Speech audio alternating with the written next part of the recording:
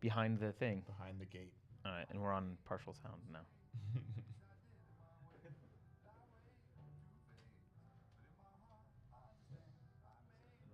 Yeah. And then you were taking control of the music, so you're turning that off, right? Tired, man? Woke up at like 5 to get here because we had to go shopping for our. We're going camping after this. Me and my. Oh, you are? Yeah, that's why he's here. Where are you going? Mendocino National Forest. Oh, that's cool. We went. I think we went there. I think that's where we went recently. Really? Yeah, we did. We found a spot where there was no one. Yeah. It was awesome. I don't know if it was Mendocino National Forest, but I think it was. It was a really good camping You trip. bring any? Is it just camping? Or you bring any hardware to? I brought some hardware. I brought some hardware. Also my laptop. Yeah. My Yeah. GoPro. Yeah. That's funny. Yeah, it was good. Yeah, so we'll be there till Sunday. So, yeah, we had to go shopping this morning. So, we left Redwood City at 5. Ugh. I'm gonna take you guys up in about 5 seconds. So Alright. So, yeah, That's should be cool. fun. Yeah, have fun, man. Hey everyone, welcome back to Gateway Office Hours. We are live here on Friday morning at the Gateway headquarters over in beautiful Oakland. Episode 15. Happy Veterans Day. It's a big number than 14. So. Yeah. this is our special Veterans Day episode. We've worked with a lot of veterans in the past in various startups and have found that they make incredible entrepreneurs. So special today, we wanted to bring in our friend Ryan Micheletti, Director of Global Operations for Founder Institute, co-founder of the VetTech Accelerator, founder of Shield Core, personal security, all sorts of things. And he's been doing great things, traveling around to China and talking about entrepreneurs over there, and then just doing a bunch of other things. So welcome, Ryan. Thank you for joining us on the show. As always, my co-founder, partner in crime, Carter Laren. I'm not going away. I'm not going away. Sorry, Ben. It's okay. So we had a big week. Obviously the elections were this week.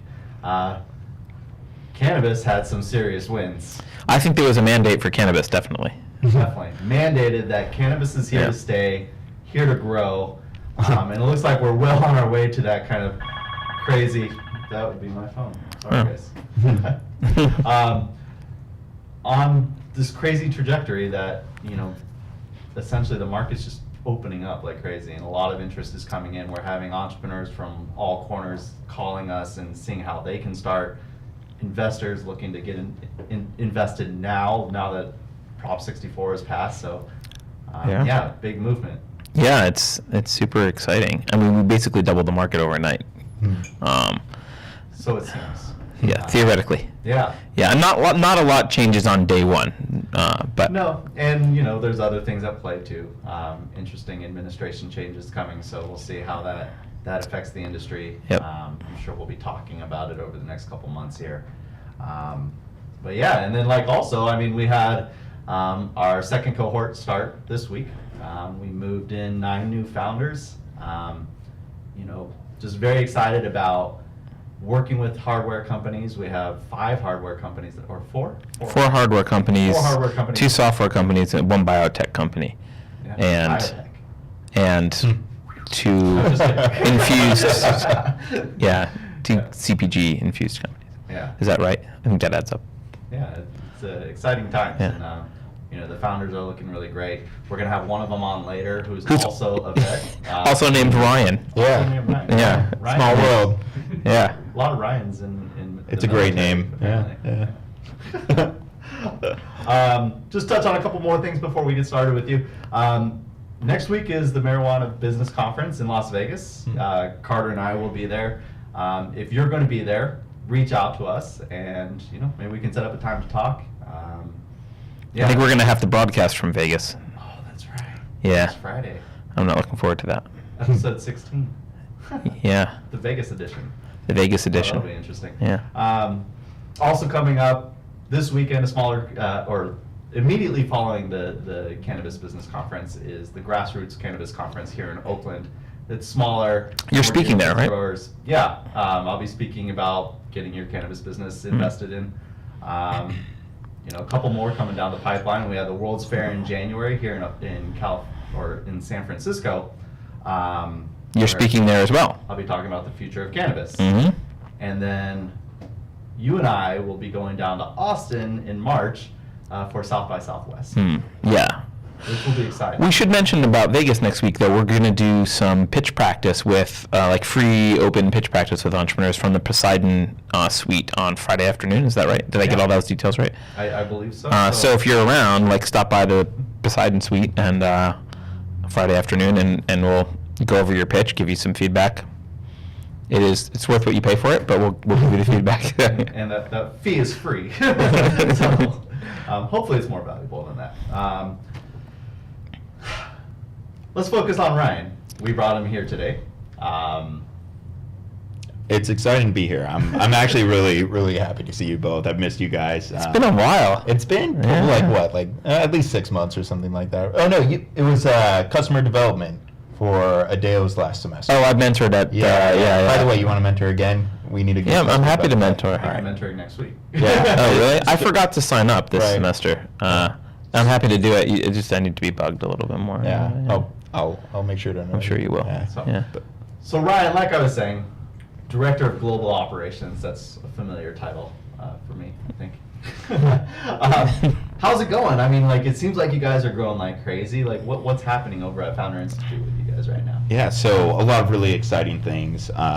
Adeo's been traveling a lot, going all over the place, Europe, Mexico, and just meeting with a lot of the directors that we've had. And so this year, actually officially as of last week, we're now in 150 cities around the world. Wow. Currently operating and recruiting in about 100, and some are in between semesters and just getting ready to launch. So we're on track to make 2,000 companies a year by next year. So in 2017, it's going to be a really big year. So a lot of exciting things are happening. Silicon Valley, where we just launched our cohort, where I'll be directing with Mike Supervici and Adeo. So we've probably about halfway through the recruiting for that. So that's launching in January. We're very excited. Startup Pitch Boot Camp with Ben Larson on November 22nd, I think. I think a Tuesday. Definitely come out for that if you're a startup founder and you want some feedback on your pitch. But yeah, overall, Founder Institute's going well. We've got our team's expanded. We've got a really strong team. And we're really excited for what's coming next year. Why don't you give people just a little overview of what Founder Institute is compared to like other accelerators or venture firms, or like, what? Because I'm not sure. Sure. Everyone knows. Yeah. So Founder Institute is the world's largest startup launch program. So we're in 150 cities, and we take entrepreneurs who are at the very genesis of their entrepreneurial journey and bring them through a 14-week step-by-step company building process. So you start off with your vision and ideas, then you go into customer development, all the way through to incorporating your company, bootstrapping, fundraising, and the whole goal is to try and kill your idea in a safe environment where it's okay to fail and learn and iterate, so that by the time you finish the program, you've got a company that you can go out and raise capital for and kind of bring to the next level. So we focus on the early stage entrepreneur idea to MVP, and help them really create a strong company that can go out and make some serious changes in the world. Yeah, I think it's earlier stage than almost anything I know, right? Sure. It's like you can come in with just some ideas that Right. you don't really know what you want to do, and you end up with a company at the end, which is really cool. Exactly. One of the interesting things, the 150 cities around the world, that's really kind of proving out the vision of, Silicon Valley is more of a mindset than a place, right? Sure. And I mean, that's what inspired a lot of what we have been doing in the cannabis industry, is just kind of like bringing over that mindset of mentorship and paying it forward, and Right. and like just the community building. That's a really good point, because a lot of people see it as, oh, okay, I have to go and do this company building assignment, but it's not just jump through flaming hoop after flaming hoop. It's like you're literally learning to become a founder. It's sort of like building that mentality, and it's the same exact process of boot camp. you go to boot camp, you don't know what the hell you're doing, and you get molded into someone that is an efficient operator and can go and do some amazing things. And so it's about creating the mentality of the founder. So it's not only like a business transformation, but it's also a personal transformation. So by the time you're done, you've pitched a bunch of investors and mentors, you're comfortable talking in front of a room, you've got the positioning down so you know the exact words to help unlock your business idea or business concept in someone's mind to where it makes sense. So, it's as much of a company building program as it is like sort of a personal transformation program. So that's actually a great segue. You mentioned boot camp. We want to talk about today, like, what is it about vets that make them great entrepreneurs? Because it's something that we've definitely observed.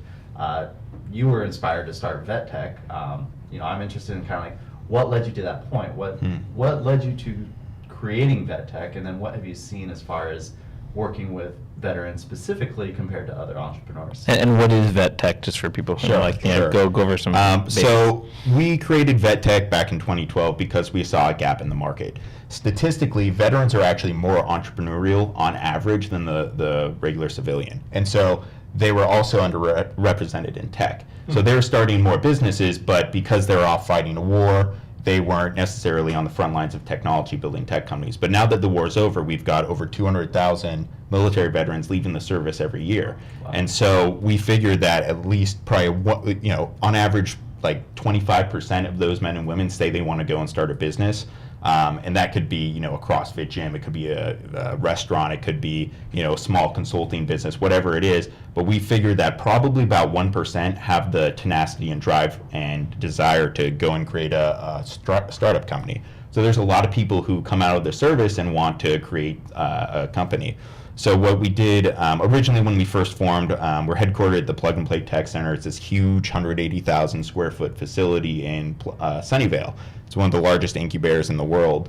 And so we started off there, and we wanted to create like a 90-day boot camp, similar to Founder Institute in that kind of concept. But what we quickly realized is that veterans come in all different shapes and sizes. So we're being approached by people who were at the idea stage that could utilize a boot camp, but we were also being approached by people who already had raised money, or someone who had $1 million in revenue and wanted to take their service-based business, productize it so that they could go and raise venture capital.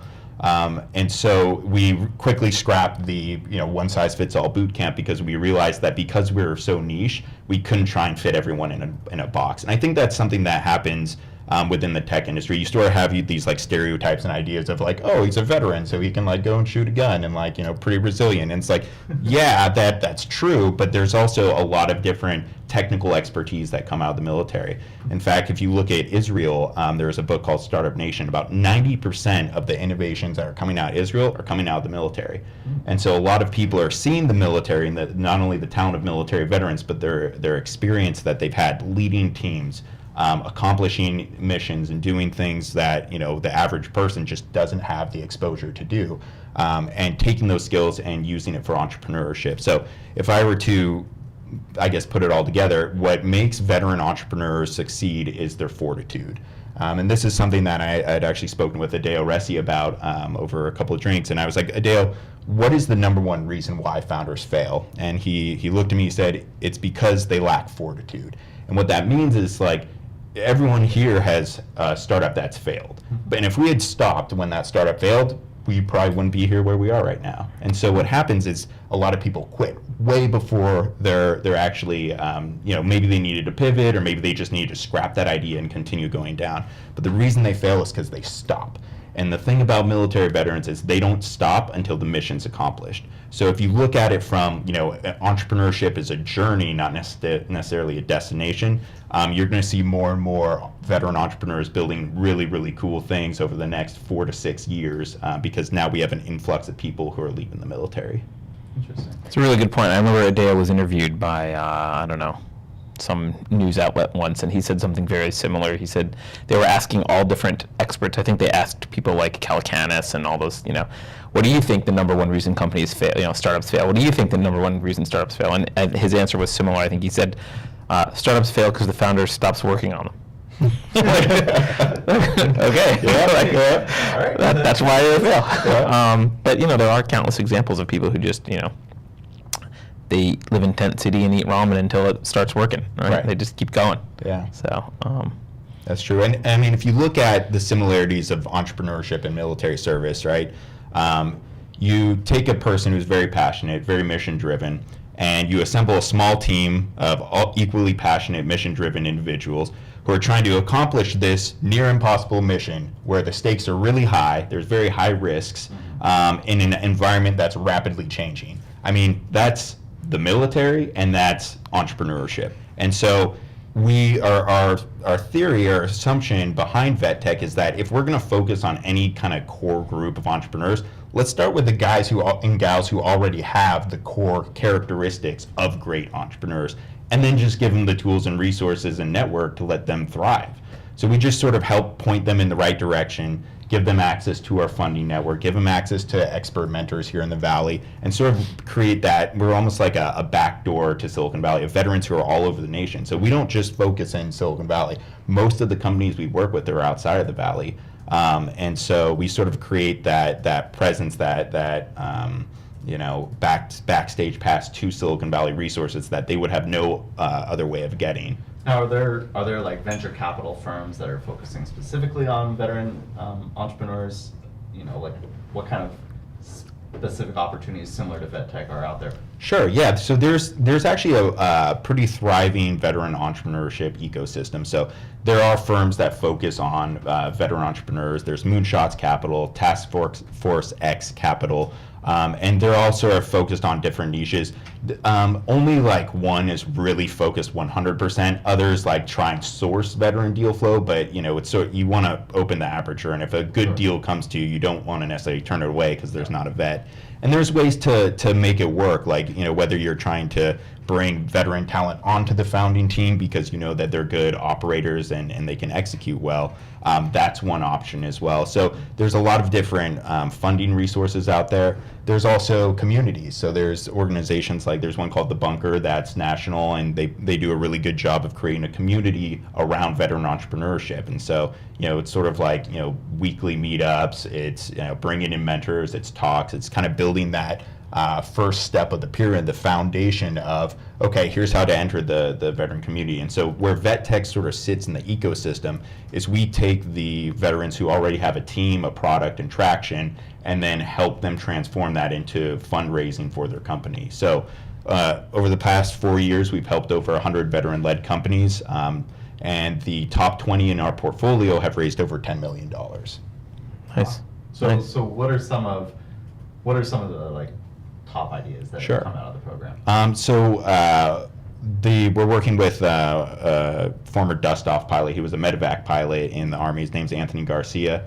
His company's called Guide On, and basically they're trying to bridge the gap between. So there's an underemployment issue with the military because what happens is in the military you have all these different ratings and almost like employee reviews, right? But for the military, and so you can't just take that and give it to a civilian recruiter and expect them to know what that means. And so they've created almost like a resume translation tool where they can take these reviews and translate it into an actual civilian-friendly resume, and then they connect them to opportunities with big companies like Verizon or some others that can help hire these veterans. And so they're focused more on the middle tier and not specifically in tech, but they've raised money from Mike Maples at Floodgate. They've got some really good traction in the market, and they're trying to bridge that gap between the underemployment issue of veterans, because a lot of these guys have very good skills when they come out of the military, but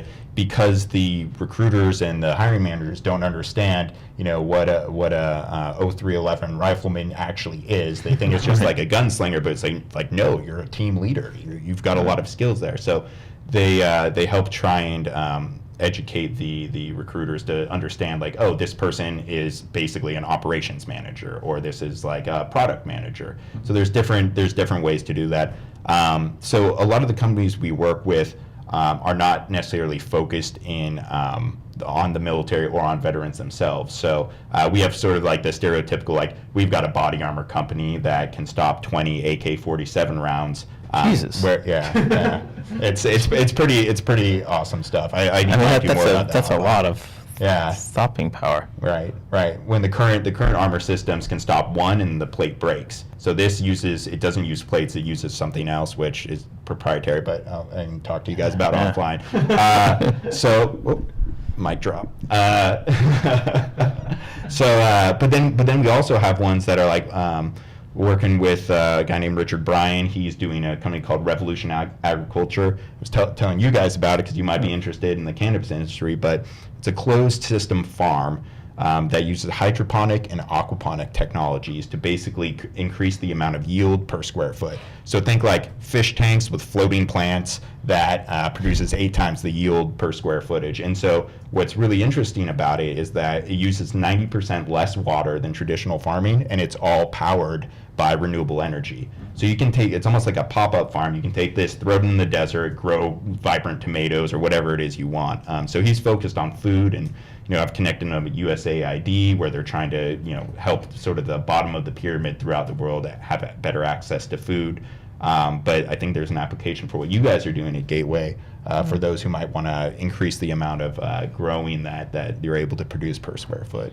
That'll become increasingly important as the margins get squeezed in on cannabis, which I think we all anticipate. So yeah. Sure. Yeah. So you brought up cannabis. I didn't bring it up. We're starting to see more and more activity from veterans entering the cannabis industry. One of our good friends, a different Ryan Miller, not Ryan Miller from our cohort, but Ryan Miller is a vet who started an organization called EVAC. I believe it's educating veterans about cannabis and just providing that service about how cannabis can be beneficial as far as like treatments go and whatnot as medicine. What is, from your experience, what has been the general perspective of cannabis and the veteran community?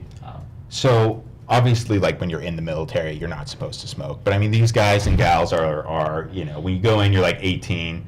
A good majority of them, especially if they're from certain regions where it's more socially acceptable, have probably smoked in their life or used cannabis, marijuana. It's not really, it's sort of taboo, so it's not really discussed, but I know that there are veterans that when they get out, they could use it recreationally, or maybe it can even help with PTSD and some other things. And there's sort of this movement. I don't know if it's just that we're sort of in the Bay Area in California, but there's a lot of medicinal plants out there that have been helping vets with PTSD, whether it's cannabis or ayahuasca, things that are kind of seen as taboo, but have actually shown to help alleviate some of the effects of PTSD. And so, it's really hard to say because I think it comes down to the person, but especially in California, it's definitely not a shock to learn that, once veterans get out of the military, they'll go and continue using cannabis for either recreation or medicine use. Mm-hmm. So you talked about some of the great qualities that veterans have as founders, because they learned skill sets in the military that are applicable, specifically grit or fortitude. What are some unique challenges that you see that you have to help veterans with in terms of being entrepreneurs, or are there unique challenges? Yeah.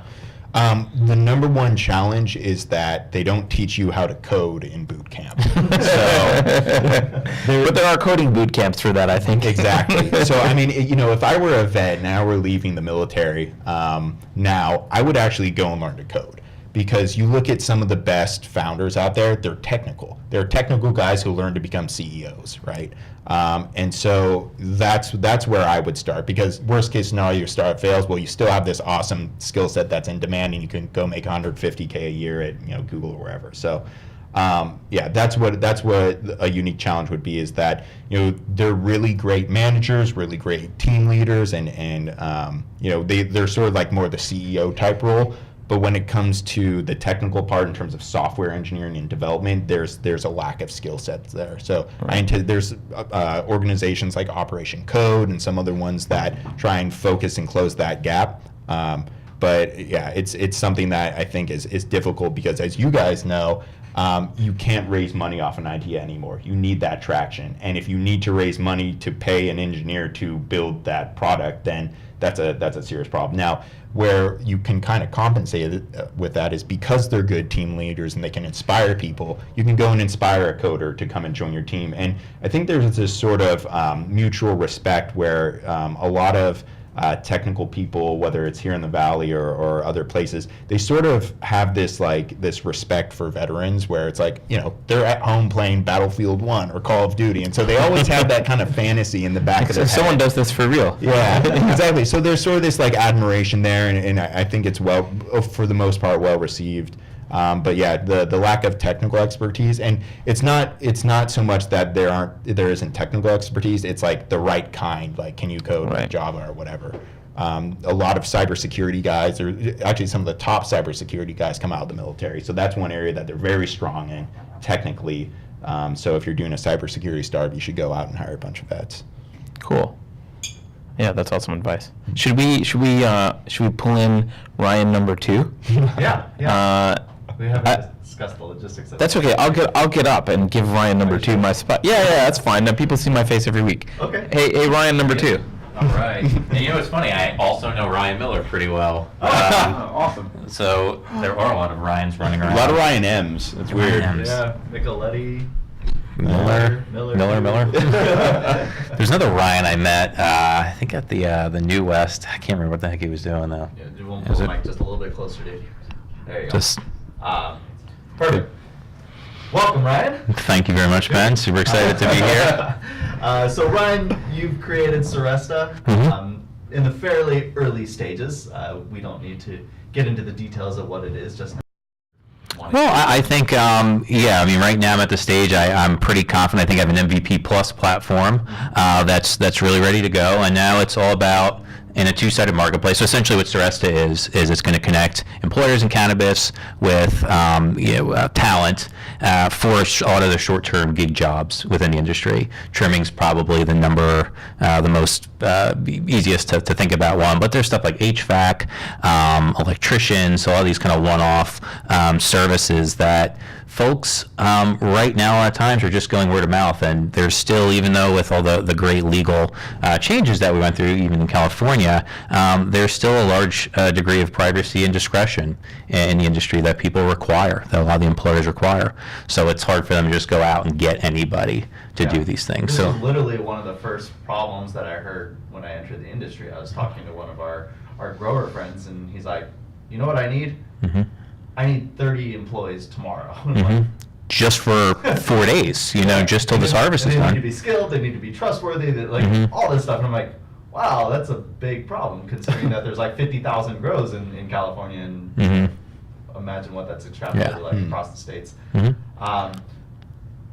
I want to get a little bit of your background, Okay. just tell us kind of I guess going back Yeah, to go back to the different stories. schooling, Mhm. veteran, just how did you end up here? So again, you're talking to Ryan about how are veterans finding themselves into this space, and I think we all have a pretty unique journey here, but there's probably a lot of similar ties. I know myself. I am I went to West Point, graduate, was an infantry officer in the Army, and everything was going fine and dandy until unfortunately I was on the wrong side of a roadside bomb. In Baghdad. Oh, man. Pretty devastating, a lot of internal injuries, and ultimately, after 3 years, well, you can't really see it, but lost my left leg below the knee. Wow. And it was during that 3 years that, during that recovery, was given a lot of opiate pain medication. So and every single veteran's different, and again, post-traumatic stress kind of is a large spectrum and exhibits itself in different ways. So I think I had less of a very acute kind of post-traumatic stress, but the stress of a 3-year period where I had my leg of being on a lot of opiate pain medication. I don't remember most of that period, and just kind of having, I won't call them failures, but medical results that weren't working time after time again, kind of took its toll on me. And it was really there in that time, I was able to get off the opiates, fortunately, and then I had even before my amputation, which I thought was the only way off them.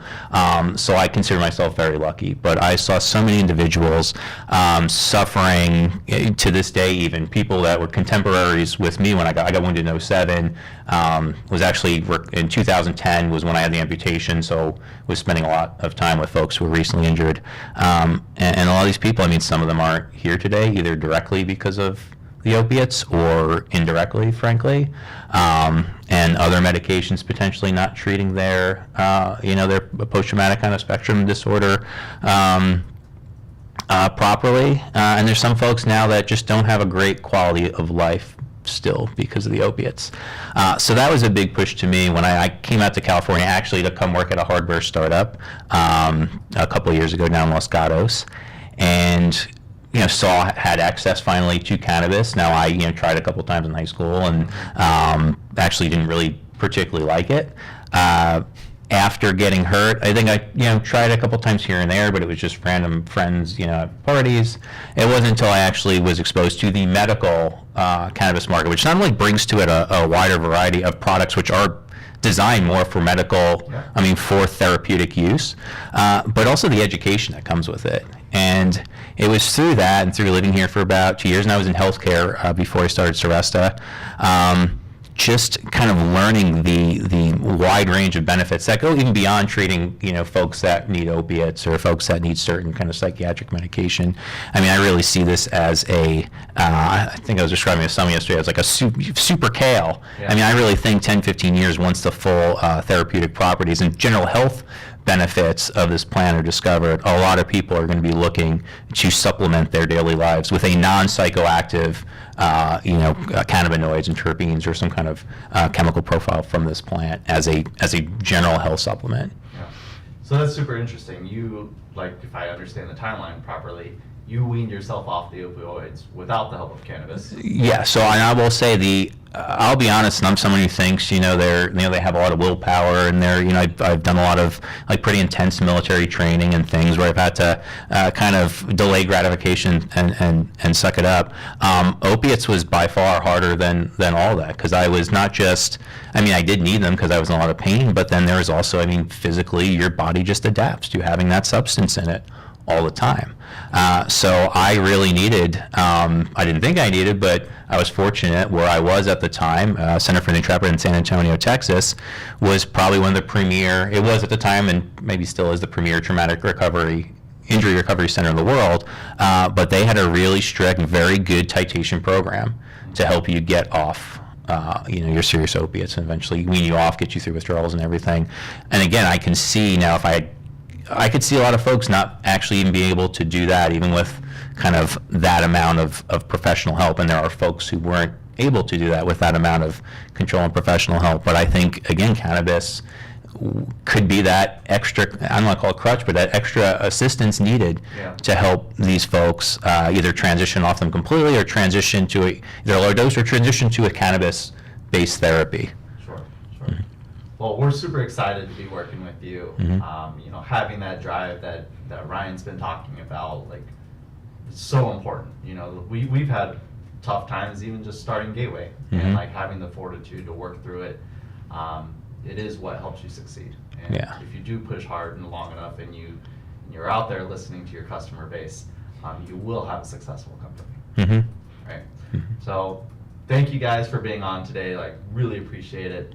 I hope you enjoy your Veterans Day. Take the rest of the day off, right? You're going camping. We actually have our first office hours this afternoon, so It does look good, right? Charging forward. Thank you guys. Thank you. Appreciate it. Everyone out there, we'll see you next week from Vegas. Hope you enjoy your weekend. Thank you for joining us. Gateway OH on the hashtags and at GTWYINC on Twitter and Instagram. So we'll see you then. All right. Take care, everyone. Happy Veterans Day. Bye, buddy.